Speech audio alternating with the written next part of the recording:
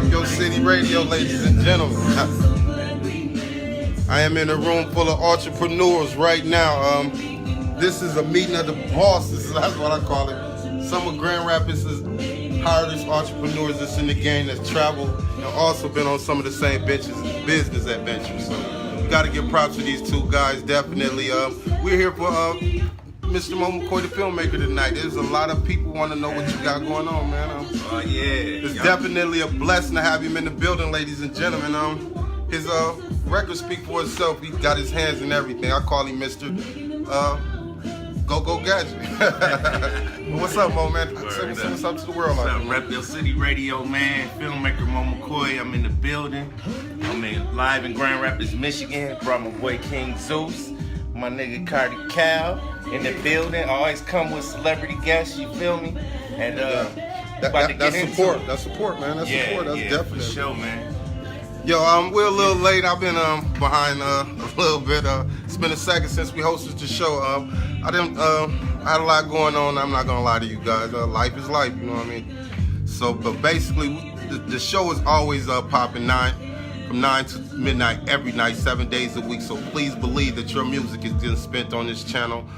So it's always about the underdog, and that's what it's gonna always be about. Tonight, Jay won't be in the building, but Jay is supporting behind the scenes, definitely. You know what I'm saying? He got this playlist hooked up. We got some new hot music on the deck this evening, ladies and gentlemen. We gonna ask y'all what you like in some of this new stuff Mr. Moe McCoy got. He's more than just a filmmaker. First, his passion was in music, so definitely we gonna ask a lot of questions, get down to business. You had a rough life. Yeah. I had a rough life too. And if we got the same skin, I'll probably look just like you. Moved out when I was 17. And I ain't had no clue. You grew up in the big city. Yeah. I grew up in Gumroad. And that's in the murder mitten. All they do is shoot.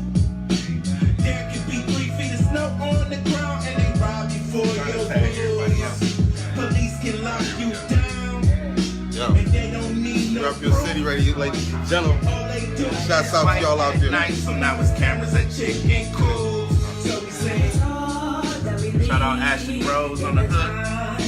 Yeah. So I gotta run, 'cause I gotta leave. When I'm feeling down, I just listen to these. There we go. I lift my head up and all of my fears.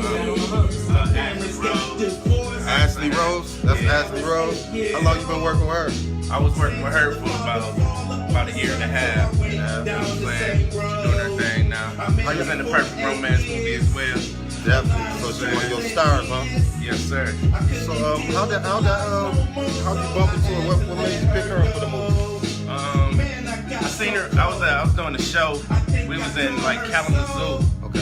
Like somewhere out that way, and she was just being real helpful around the building, you know what I mean? And I always see grind, and then I recognize it, so I was like, hey, you need to hop on the team. And she hopped on the team and grinded out with us till I moved to Houston. You know what I'm saying? Okay. So and I found out she had all kinds of talent. So that's what's up. Well, that's a man that recognized talent that surround him and know how to take advantage of the materials and the things that surround him. But man, I salute you, man. With these two guys right here, there's a lot of business ethnic behind what's going on in this building right now.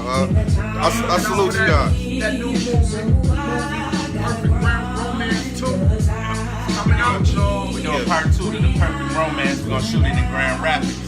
You dig? This is a movie that got picked up in Walmart, coast to coast.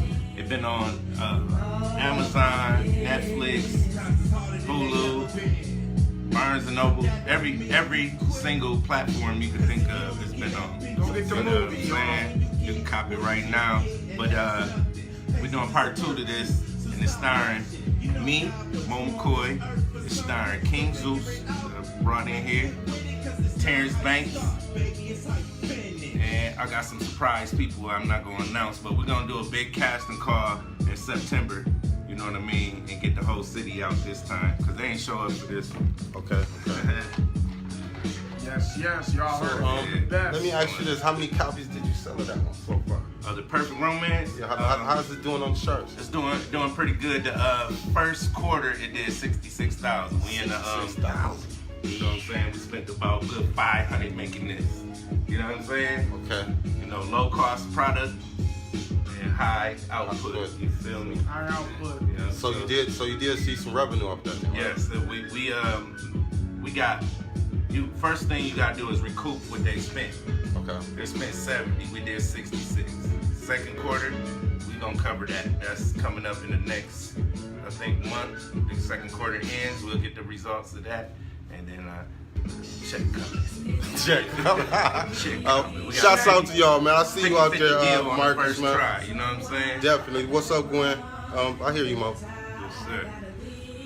Well, I just want to give shouts out to y'all. This is Rep Your City Radio. If you want to tune in and get your music spent on this channel, it's easy as submitting just a simple email to us at repyourcityradio@gmail.com. Or if you want to tune in live to the show and hear strictly from our website, www.repyourcityradio.com. Press play on the playlist at 9, and you will be amazed by the talent and what's in the playlist. I mean, I can't stress it more than anything in the world. I think I got one of the dopest playlists of underground music in the nation right now. So Perfect Romance. Definitely support the movement with Mo got Perfect popping. Romance. I'm gonna tell y'all like this, man.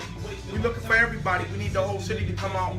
Don't be surprised when you see this on every big screen across the United States first, and then across the world. Rep Your City Radio heard it first. Exclusive, baby. I appreciate you, man, coming in town, getting with me, Mo, man. You said you was gonna touch base. Oh, you know I was coming through. And it popped, so it's definitely the show's growing, and a lot of people taking advantage, man. But to have Moe McCoy, the filmmaker, in the building. From the crib and who I've been watching from afar, man. I watched you build your brand for years, man. I've been watching you too, bro. Man, you've been building your brand for years, bro. 23 years. I'm a fan from Nappy Head Assassin, man. That's what it is. I'm gonna take it back to you. Yeah. I've been around, you know what I'm saying. I watched you grow. Your brother, I think he might be your brother, Big Nap, right? Big Nap, yeah, that's my brother. Yeah. So I'm a little right. I love Big Nap creativity, man. Big Nap. Dope came with it. producer, too. Dope came with it year after year, man. Non-stop talented, but very talented. What I want to talk about with you is, man, you got your hands in everything, man. You're hands-on. To me, you're like a hands-on learner, man. You done did a little bit of everything yourself, and not scared to believe in your dreams and get out there, man. That's pretty rare, you know what I'm saying, coming out of our city. And watching you make moves like that, man. Where's this so hard drive that I've watched over the years keep pushing you to, man? Where do you see yourself? One thing I notice about our city, one thing I notice about our city is fear is everywhere. You know what I'm saying? Everybody's scared, man. And for some reason it didn't rub off on me, man. I just ain't never been afraid to do nothing, man. And I knew that I had to get out there, and this is where I learned it from. I learned it from Floyd Mayweather Jr., man. I watched him every day run and say I'm gonna be the champ. Every day, running. After school, running. He was working. And I seen him working, I was like, shit, I gotta work too. You know what I'm saying? So I just kept working, and I said, I'm gonna work every day. I'm gonna keep it going.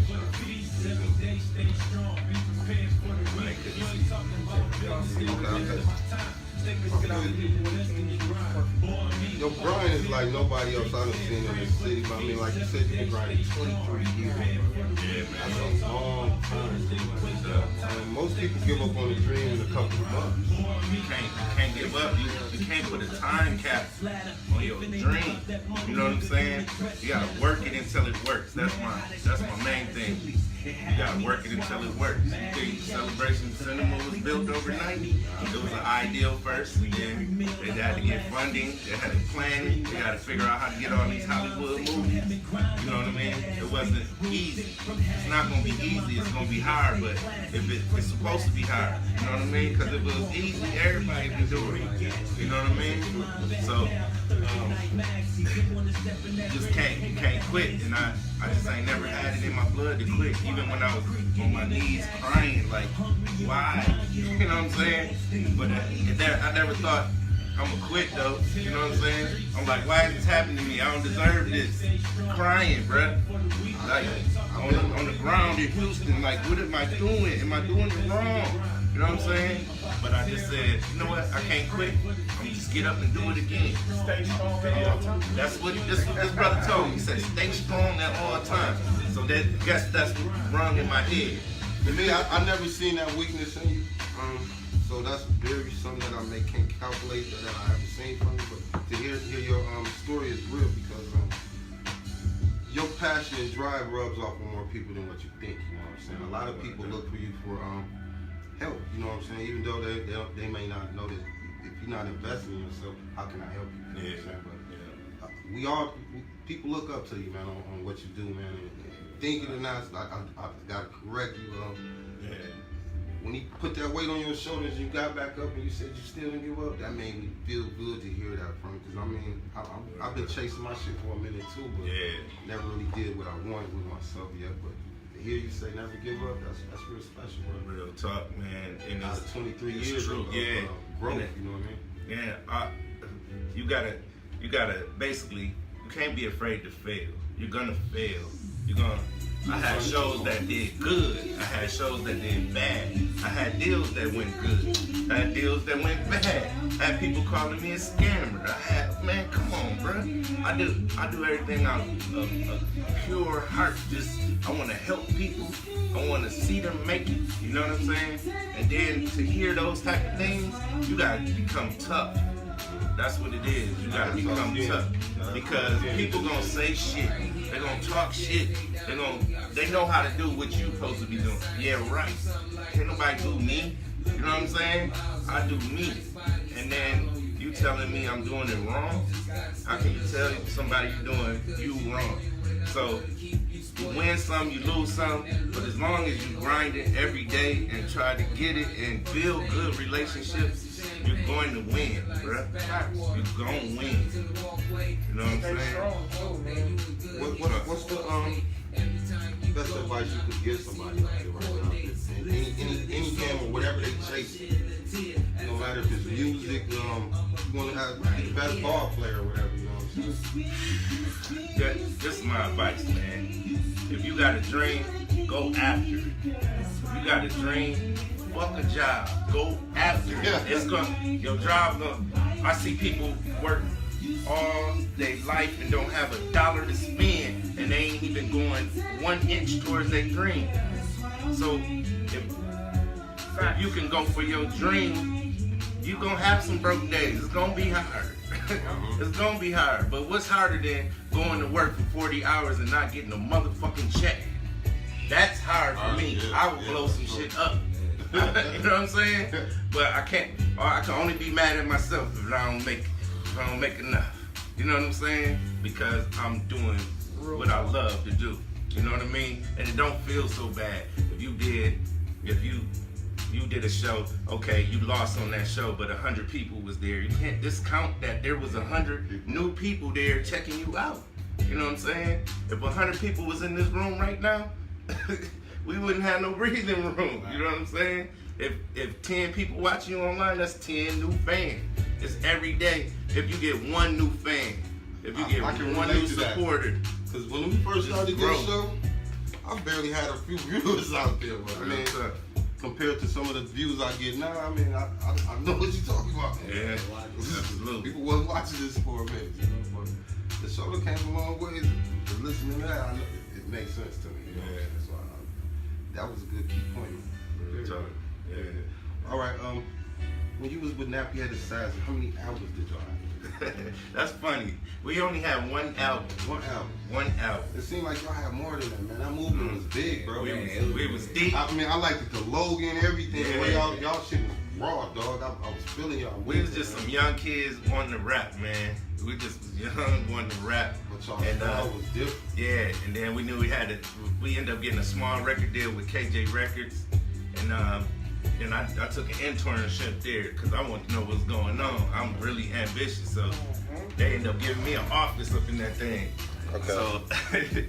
So I'm in there listening to the business going on, and he say, we need this one thing I knew because I was in radio too. I was on 1680 Jams. You know what I'm saying? We had a radio station, AM radio station back in the day, and I was making $6 an hour in that bug, but I didn't care. I was on the radio. Making some money, right? You know what I'm saying? And so on the radio, when they got real records in, they was getting real records. And then I told the record company, I said, man, we need vinyl records. He was like, where did we get them at? I looked it up. I was, man, when they first gave me a computer at Iroquois Middle School, boy, I said, what? I'm gonna make some money with this thing. So you already knew I you just looked it up. That was before Google. I looked it up, and I found out. And then we were supposed to get 250 of them.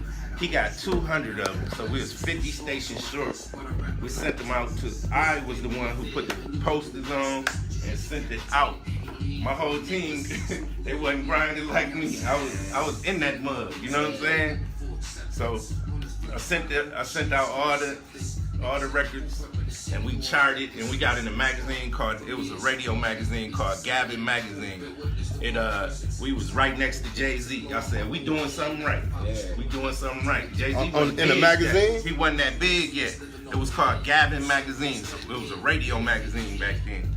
I only knew because I worked at the radio station, and I seen it on the desk. So I shot this stuff off to them. I shot them the whole promo pack, and they got it. Then Loud Records ended up calling. Wow. And so before They reached Loud out to Records y'all? called, yeah, I was in the office when they called, but right before that, the dude told me, the CEO, his name was Price West, he said, I need you to find a price out on a music video and a TV commercial. So I looked up the prices for a TV commercial was $800. I was like, wait, hold on, what? And then they told me the video price. I said, hold on, Mr. West, I don't think we need to spend all that money. Let's keep the budget low. You know what I mean? I'm gonna go learn how to do that. So I went down to GRTV.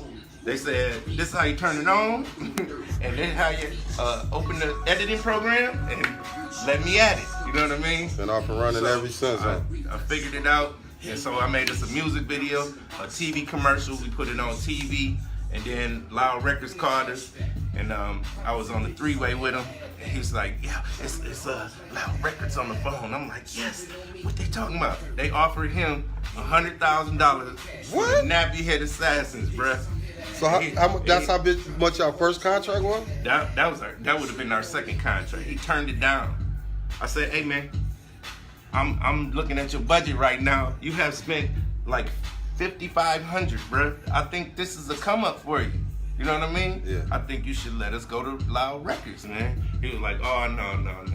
And that's really what disbanded the group, because he owned the name. And then we just was Y'all couldn't publish no more up under that name after that, could you? Nah, not for 3 years. Yeah, I had a certain deal with something like that. He was gonna steal my name if I was signed, so I couldn't do it either. So I know what you're talking about. But so y'all missed the opportunity. Yeah, so we missed the opportunity, and then I was at this church, and the pastor was like, yeah, that's Moe McCoy, he's a rapper and all that. He said, but why don't you make a song for God, son? I was like, all right. He gave me studio time, and I made a song called Speak Life, and it hit Slap. all the way across the country with churches. And so I got a Holy Hip Hop Award. Wow. I was awarded for a Holy Hip Hop Award. Then we went on tour, all churches. I'm like, man, I was seeing stuff that I wasn't supposed to see. I'm like, what am I doing? This is not where I'm supposed to be. You know what I'm saying? I'm supposed to be out there, not inside these walls. You know what I'm saying? Gotcha. And so I hit the whole country. Man, I met some great people. I saw some crazy stuff. You know what I mean? I got on my own tour, but that tour led to me. What do you mean your own tour? You had to do everything Basically, yourself? I bought a van, put our pictures on it, and we hit the road. How long you campaigned doing that? About a year and a half, just hitting. We was in Oakland. And this is all off the church song, right? Yeah, yep. So I ended up doing the whole album, and then I signed a couple artists. J Love, I signed J Love. He was cold, you know what I'm saying? So we went on tour. It was like really me and him, the only ones who really had grind. So we went on tour and we had CDs and we would sell 100 CDs at each show, each. And they'd be like, how long y'all been a group? They kept calling us a group.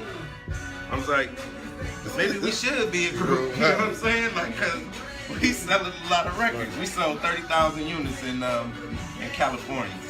Damn, 30,000? Yeah, 30,000 joints. And that's that old school hustle. Yeah. They ain't doing that. A lot of people scared to do that now. I remember after the show, we took a bag of money and put it on the hotel bed, and we just was like, oh my God. You know what I'm saying? We just throwing it up in the air, bro. It was crazy. And that's man. all off your CD sales. That was off of CD sales. I'm talking about we had trash bags of money, bro, after a show. And so we met with some advisors, and they said you have to make a group, and then you have to say one word that matches that group. So I haven't told you about the adversity that we went through. Sometimes we get to Utah and then run out of gas, bruh, and we don't got nothing left. We done ran out the budget. I mean, we was on $5 a day budget. You know what I'm saying? Like, we gotta eat McDonald's. That's a smaller grind. Man, and then so you run out of gas. The like, real struggle of the grind. We got CDs in the back. Strapping it Get your ass out. You did? So we had to trap our way out to Cali. We made it out there. My dad lived in Denver. I broke down in Nashville one time. I was on my last tank of gas. And he was like, can you make it to Denver? I'm like, from Omaha to Denver on one tank of gas? I don't want to be negative, but we'll give it a try. I say we'll give it a try. Jay looked at me and said, can we make that? I was like, Hey, you had the faith. I had to have the faith. Bruh, we pulled up and the gas light came on. Bing! So you got to your dad. My dad gave me a 50 ball, like, yo. And then we made it to Cali from Denver with $50, bruh. And then we got there and it was the promised land, bruh. You know what I'm saying? So then, after we make a whole bunch of money, the van to break down. Guess how much it costs? All the money we made. You know what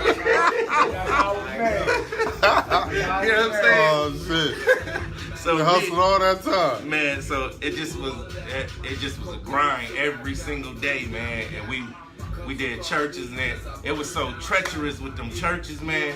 We said they said y'all ain't gospel, okay. Well, we ain't gonna be gospel no more then. Leave us alone, y'all crazy people, man.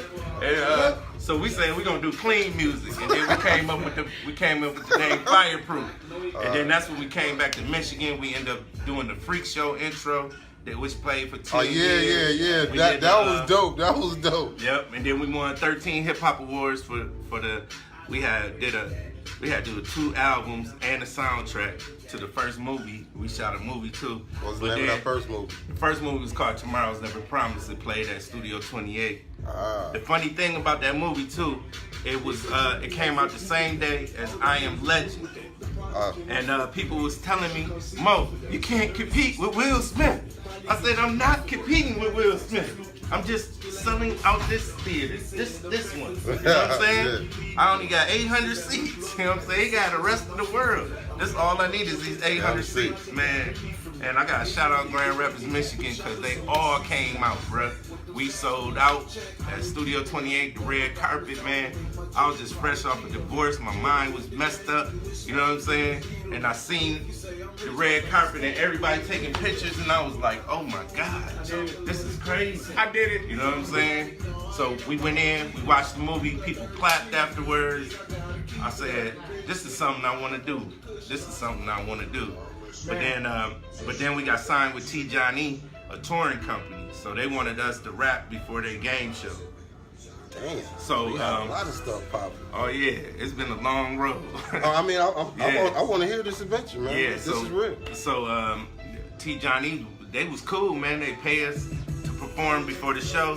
Then they say, well, we could pay you more if you'll run the show too. So then, like, fuck, let's get some more money. I mean, our first show was like this: Grand Rapids, Michigan to North Carolina, from North Carolina to Boston, from Boston to Ohio. You know what I'm saying? We was driving like zombies, taking turns. Like we was so tired, we didn't rest till we got to Boston. And we was like 10 minutes late to the Boston show. It was 5,000 people there. It was lit. So that was our first tour, and we came back, and they caked us up good. And so that's how we kind of financed our first movie. You know what I mean? On our own. Plus, we shot it in 3 days. Damn, y'all shot a movie in 3 days. Shot it in 3 days. Who edited that movie? I did. You got that money quick, then. Yeah. So we got it done. It was. We were just passionate about it. I mean, my boy wrote it. Oh, I was just gonna ask you, like, he wrote it. He wrote it, and I went into a sales seminar. I always want to learn how to sell. You know what I'm saying? Mm-hmm. So to you sell took my a seminar? product, so I could sell. So I took a seminar. He didn't want to go in. He was a young guy, so he was like, I don't want to do that. I'm like, well, I'm about to learn. He said, well, I'm gonna write this movie. And when I came out the seminar, he was done writing the movie. You know what I'm saying? So I was like, let's get the cameras. We got the cameras. Shout out to GRTV. And then we just filmed it. And man, it was good. I saw a lot of. So you've been messing with GRTV for a minute. GRTV since I was 11.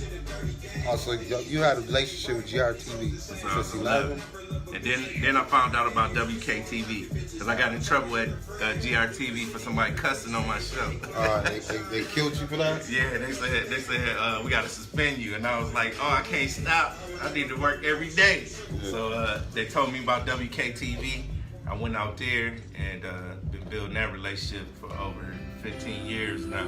You was also on radio too, right? Yes. For the whole time, I just was working with radio. I worked with 1680. I worked with KWM. I worked with 94.9. I worked with 1410 AM. I worked at... Man, it was a lot of... So 1680 Robert S. too, right? Well, Robert S. was a part of that. Yeah, okay. Yeah. All right, now, I hate to get a little personal, but it was out there. So my job is to ask these questions and get down to... I'm going to drop it, so... It's funny to me. You and Rob had a beef for a minute, right? Man, me and Rob had plenty of beefs. Okay. Over and over. First time I ever seen Robert S. was when I saw his music video, Still for Crack, on GRTV. I was like, oh my God, it's a song on it. And I was like, this shit is whack, I could beat it. So, that was just, you know, how we talked when we was kids. But actually, I was admiring that he had accomplished that. You know what I'm saying? So it make you want to try harder. So if he can do it, I can do it. If I can say anything about Robert S., he inspired me to get into filmmaking. You know what I'm saying? And so,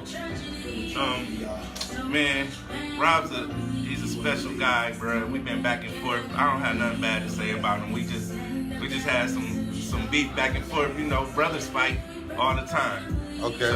My thing is, it was videos out there, this shit though. Oh yeah, that's what we do. Y'all was going hard. You that's what we do. He had a radio station, I had the TV station. So if you go beef, you go do it right. You know what I mean? But one day he was on the radio talking about my mom's, man. I just pulled up on him. I was like, ah! I pulled in, I walked in, I was like, what's up, Rob? He was like, we supposed to be brothers. I was like, we is supposed to be brothers, man. What the fuck is you doing? And then we really hashed it out, and it became cool, man. My kids was in the car. I ain't give a fuck, man. We was supposed to do it. We was going in, but yeah, but that shit eventually got squashed, though, right? Man, yeah. Every time we had beef, it got squashed, man. But that's sweet that the competitive nature of both you guys that was doing music back then, even though people beat to this day about music, but it didn't lash out into violence. You know what I'm saying? So I'm glad it didn't never have to go there. That's a positive note, and I want to touch on something tonight with you fellas. There's a lot of killing going on in Chicago, man. The last couple of days in Chicago, we need to stop the black on black violence. Guns is killing right now. We're in a state of emergency. People need to be more conscious of what's going on. Life is precious out there. No matter the age, the creed, color, life is precious. Every day's a holiday and every meal's a feast. So I just think I need to say something on that. You know, I've been quiet. I just feel like I blame the older people. Like, we ain't teaching the Since youth. youth, nothing. We Yeah. ain't teaching them the right way, then. And how can we blame them? Who do you blame? That's Like dope. a baby only grows up to do what they see. Yeah. So when I raise my kids, and you know what I'm saying, I raise them up and they just wild, then you know you gotta look at me. Yeah. You know what I'm saying? If I raise my kids and they be upstanding citizens and they doing the right things in this world, then you know what I'm saying, that comes from me. All right, now let me elaborate one thing about that.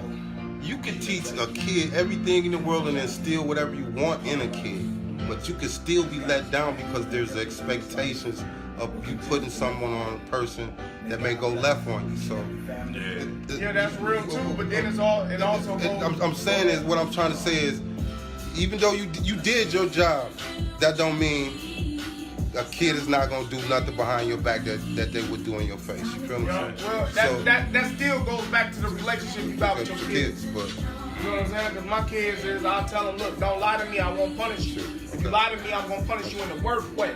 You feel me? Yeah. So therefore, if they doing something that they want to do, then that's ultimately on them. Right. You feel me? Right. But the installment comes from at home. With the dad, with the mom, or whatever the case Right, is. that's beautiful. Foster mom, whatever. Yeah. You know what I mean? And then it takes a community to raise a child. So like when us older brothers, man, see these young cats, man, speak to them, man, acknowledge them. That's all they really want anyway. It's some attention. And I would say to people who using their guns and stuff, use them for protection, not against your brothers. Use them against your enemy, the police. If they I ain't gonna go too deep up in that, but if you strong enough to kill another black man and you afraid of the police, man, you weak. You know what I'm saying? You'll shoot up a whole bar, but as soon as the police pull you go, throw your hands don't know up. what to do. Yeah. Hide the gun under the seat. Yeah. So what I'm saying is, if you Don't feel make like sense. you're being oppressed by somebody, why don't you use all that aggression to Towards our protect yourself president. from them, protect your neighborhood. Yeah, You know police what I mean? shown, got the police shown sometimes. Talk. But Man, not to say that the police is bad, Bad, or police is bad or anything like that, but I'm just giving a analogy, hypothetical situation that just, if you don't shoot your brother, man. We all we got. You know what I'm saying? I just rather Period. leave you alone. If I ever had a problem with you or anything like that, you stay out my way, I'm gonna stay out your way. Flat out, you know what I'm saying? And I'm gonna be where I'm gonna be at. You just know that, hey, don't cross that line, because we all men. You know, at the end of the day, I was taught, hey, listen, man, you know, you gotta hold your own, stand on your 2 feet. Because if you don't, then you're gonna have people trying to try you. You feel Run me? you over. You're gonna run your life, you feel me? So that's all I just say about the situation. Whatever you're doing out there, just make sure you stay 10 toes down. Yeah, no a lot of you niggas is 8 toes down, man.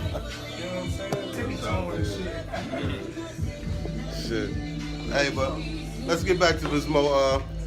On the filmmaking, is that your true passion? And which one is more passionate to you, your music or both? I mean, you I would say filmmaking in the whole, because I get to touch every part of entertainment.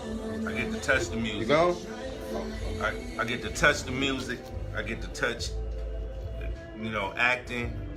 Just Hey, all hold my on. passions wrapped in one. Shouts out to King Zuse, man, for coming out supporting this movement tonight, man. Man, King y'all Zuse look definitely at that rock out with Rep Your City Radio on the regular, man. He tap in all the time. and F with me all the time, man. Perfect romance too, man. So yeah, definitely. It's Man. going down. It's gonna be a lot of heavy hitters. Too. A lot of heavy hitters, y'all. Peace love. Yeah, All right, no thanks, doubt, bro. Yeah. Yeah, so you like the passion of the movie more better, huh? Yeah, just because I get to do everything that my passion involves, My main passion is helping people, and I like to work with new actors and actresses that, want to get a shot. You know what I mean? So on this, you said part 2 coming out, right? Yeah, I'm writing that right now. So you writing, so you doing everything then on this one, right? Yeah. Man, so let me ask you, man. What's up? I watch Eddie Murphy do everything, right? Mm-hmm. Man, you remind me of Eddie Murphy like a motherfucker, man. Eddie Murphy Eddie played Murphy parts. Definitely was my one of my mentors. Eddie Murphy got my favorite movies, my 2 favorite movies. Coming to America, and Harlem Nights. Oh, Harlem Nights is a classic. Yeah, that's a classic classic. joint. Man. So that's why I like to work with comedians because of Eddie Murphy. You know what I'm saying? Yeah. He had all the legendary comedians in Harlem Nights. Nice, yeah. Yeah. So that's definitely one of my mentors. Definitely been a journey for you, man. You've been a lot of places, like been all over. Have you ever been over in Europe or anything like that? Not yet. That's coming soon. I'm about to film all over the world. Africa, Egypt on my list. Definitely filming in Egypt. Solarium, Africa. I'm definitely going there. I did a book report about that in high school. No, that was junior high, yeah. And I said, I'm gonna definitely visit there. So I do got my passport, and 2019 is basically dedicated to me traveling around showing my horror film. You know what I'm saying? Okay, so you've been in town for a couple days. I seen you camped out at the TV station. You was not playing, man. Yeah. You came right in town doing a lot more things than other people been doing. It's been sitting in town with that TV station out there, man. So that's So that's why I made my film school, Moe McCoy Film School. That's one thing I want to do is help educate people in the film industry and actors, people that want to be crew. You know, it's thousands of jobs within making a film. And so if we got the training facility right here in Grand Rapids, Michigan, and Kentwood and Wyoming, I want to be able to link our community to that. So that's what Moe McCoy Film School. We do training for cameras, and you can check out the cameras. We do training for editing. Now you can edit your footage. We do training for the studio, for the truck. If you was in Kentwood on Saturday, I was out there with 4 cameras. You know what I'm saying? And a big WKTV truck capturing the live performances. How many people performed there now? That day, right? It was about 10 people. 10 people? Some dope bands, man. I saw a lot of talent. Okay. A lot of talent. Grand Rapids filled with talent. Oh, this is where it's at, man. We got Floyd Mayweather. We got Marvin Sapp. We got the Barges. Al Green. I mean, we can Dina Howard. Dina Howard. She everywhere, bro. In Houston, she winning, bro. She winning? Yeah. You know what I'm saying? Is that where she lived? Or no. Oh, okay. No. But they love her in Houston, though. Oh yeah. Everywhere I go. How was that experience of living in Houston like that, man? Man, I spent 5 years in Houston. Okay, yeah, you've been there for a minute. Well, Houston, what I noticed first about Houston is that people work together. Our people work together. Okay. They work together, and we got a lot of black businesses that's winning in Houston. Okay. You want to give anybody any shots out in Houston? Let's see. Lucky Snow Cone Bar. I gotta give a shout out to my boy Jason. Got his own ink store. Smoking Barbecue. It was a barbecue spot that I worked with. How was the sauce? Because I love barbecue. He's from Michigan, so he had, he had his own sauce. He's from Detroit. Oh, Michigan people winning in Houston. You know what I'm saying? Okay. Definitely. And we all bump into each other somehow because of our grind. You know what I mean? So what I didn't know about Houston is that it flooded all the time. Okay. And when it rained, I'm talking about that is not regular rain, bro. That's real, bro. If it flood every time it rain, you know it's coming down. All right, so it do it rain for 2 days, 3 days? How long do it rain? It just depends. It depends. You know, Hurricane Harvey hit, took my house out. It was bananas, man. So you Never seen no weather like that. Yeah, but let me tell you the story about Houston. If it floods all the time like that and you lose your stuff, you got to start all over. What's it's called insurance, brother. It's called insurance. If you got insurance, you good. If not, then Hope FEMA gonna give you a check. Wow. But when I first got to Houston, from the time I got there, I pull up, I go check into the hotel. We tired in the mud. And I left the equipment in the car, and I hear my alarm going off. I run out, nigga pulling my equipment, gone, dog. Out the truck. I lost my equipment the day I got there, bro. Damn. And then, so you talking about people wanting to quit? Like, what's a filmmaker without his camera? You know what I'm saying? Or it's computers. You know what I mean? The police pulled up. They said, well, why ain't you shooting? I said, well, I ain't know the rules yet. You know what I'm saying? I could just shoot a nigga. You know what I'm saying? Well, cool. Next time, I'm good. You got to learn quick, boy. Houston is the home of the hustle. So I got hustled when I first got there. They targeted my Michigan place. Damn. And then so it took me like a month to get my crib. So I had to stay in hotels. I stayed at my cousin's house. We was bouncing around, had my kids with me. You know what I'm saying? It was tough, man. But then we finally got the house. It started looking up. Started getting my equipment back, and then I shot this movie, the Tickler horror film. You know what I'm saying? Is this your second movie or your first movie? This was technically my second movie, my third movie. The third movie. You know what I'm saying? The Tickler horror film. So is any of that in the places of that? This is at a different process. Every film got a process. This is what I learned. Okay, I made this in 2014, right? Okay. It came out in 2018. Okay. You know what I'm saying? So that's the process is in. Now that film is the process is to sell it. You know what I mean? Sell 1 million copies. This one is 2 years old. This when I first got to Houston. So it's still in the process of getting picked up. You know, Maverick Films don't really do stand-up comedy, and I got a lot of it in here. Oh, that's a lot of comedy.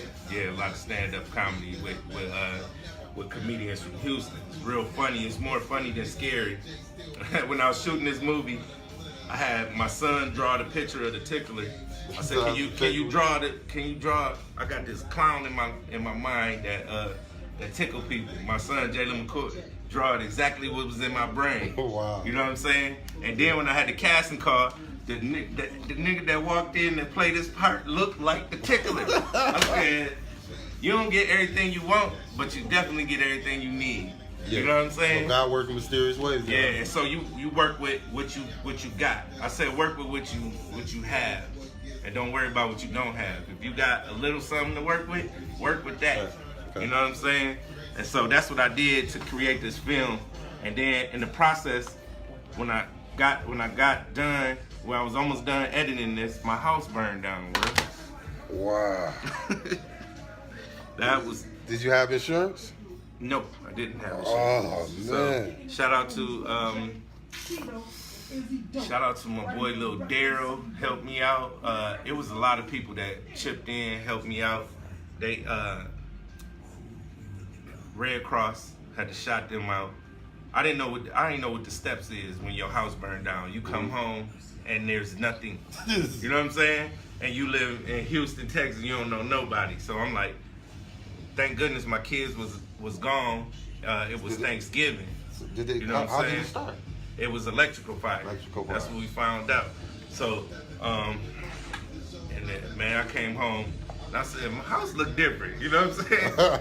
And I looked closer and the windows was gone. I was like, then I looked in there, I said, oh my God. And my DJ from my radio station down there, I was on Texas 101 Jams. My DJ from down there had dropped me off, and he pulled up. He was like, he didn't know what to say. He was like, how do you?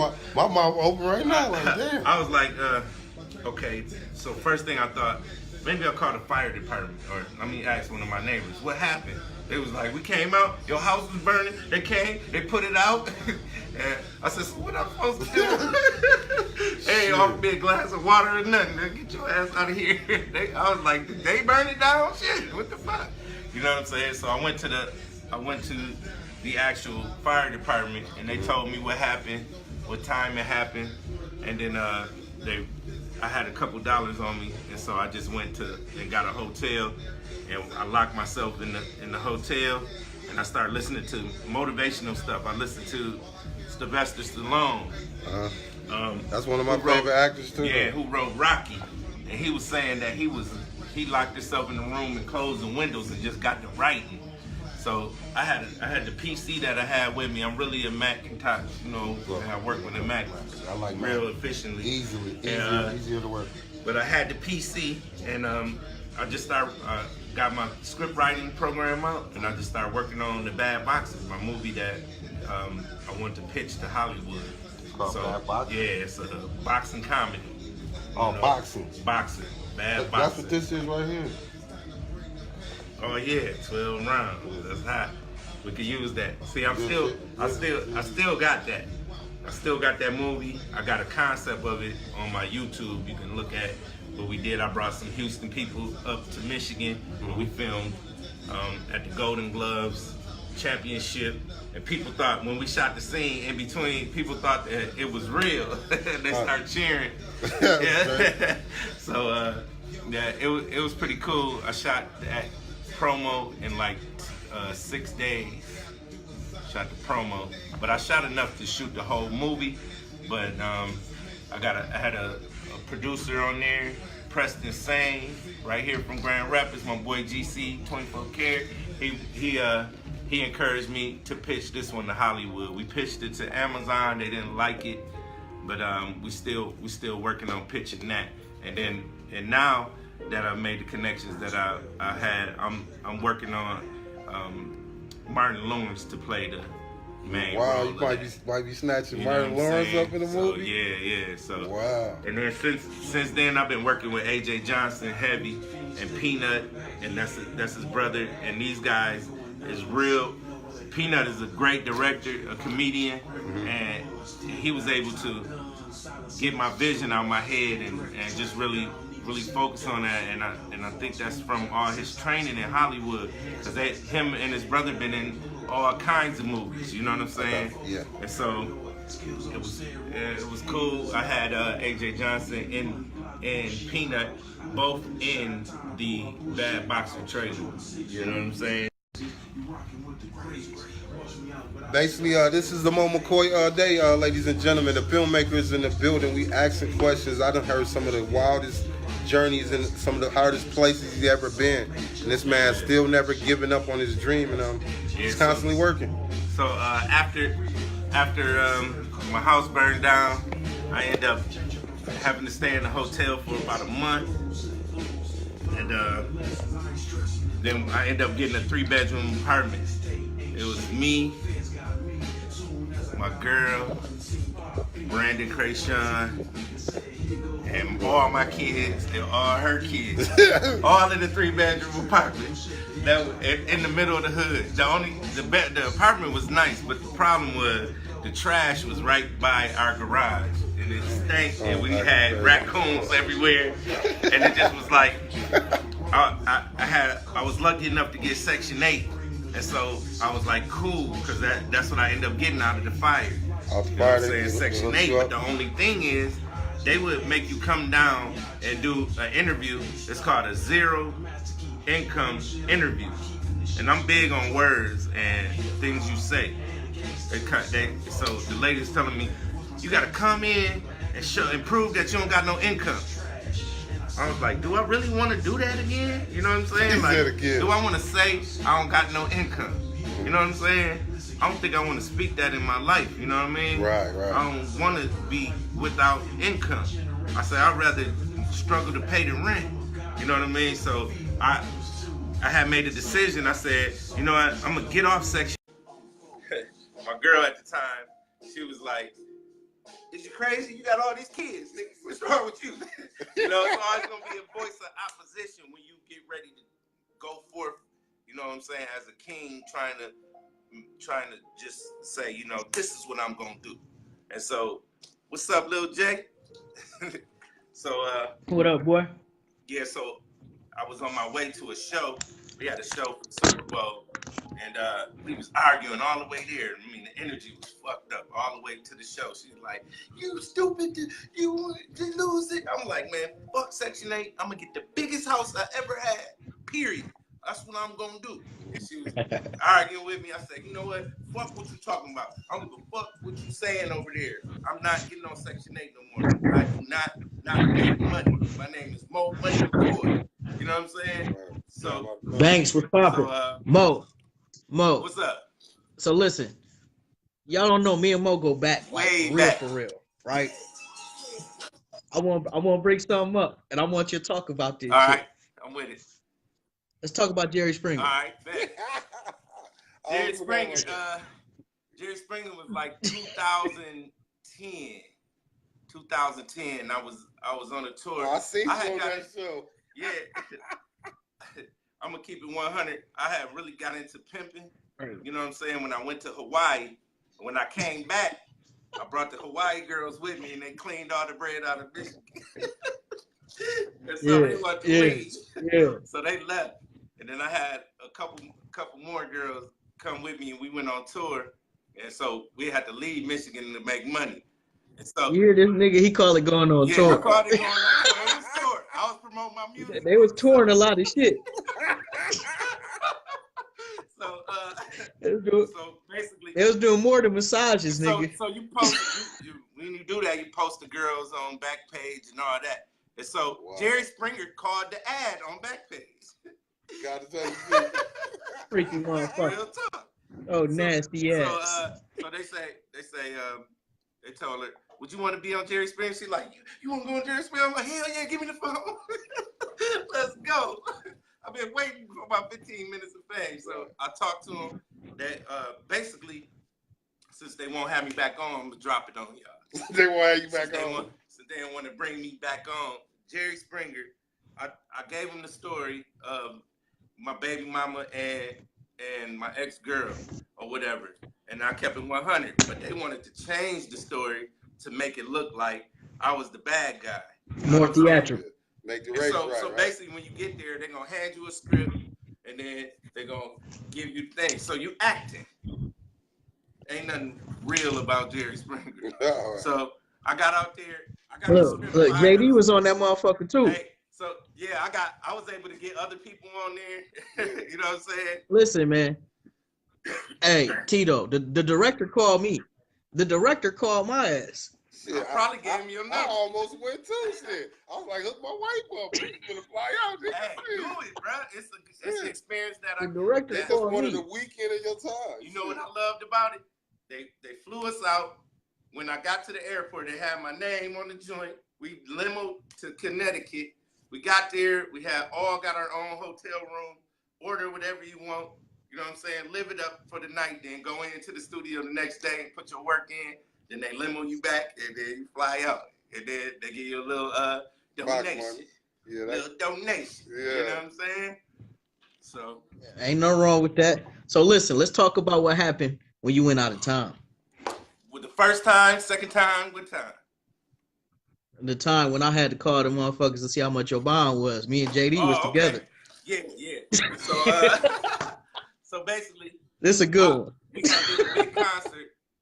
We did a big concert at the intersection, and then we was heading out. It was gonna be Father's Day, so I wanted to go see my dad for Father's Day, and I figured we'd make money all the way on the way there. So this little dusty bitch wanted to come too. So she say, it was actually my cousin girl. So I'm thinking, I don't know, she can make money. You know what I mean? She ugly. So my cousin, I talked to my other cousin. Like I'm 100, bro. I talked to my other cousin. He a pimp. He a big pimp. You know what I'm saying? So I'm like, cuz, I got the ugly chick here. He was like, nigga, lipstick and the wig on the pig can get a gig. I said, so in other words, bring the bitch with me, which was a bad decision in hindsight. So all the way there, we was making money all the way there, but she wasn't making nothing. You know what I'm saying? And so we got to Denver, Colorado, and then $100 from one of the girls came up missing. And guess who it was? Lil Ugly. They found it in her pocket. So me being young pimping, instead of doing the right thing and sending her back home on a bus, I left her ass. And that's what I did wrong. You know what I'm saying? Yeah. But she had $100, so I figured she could get her ass home. And so instead of going home,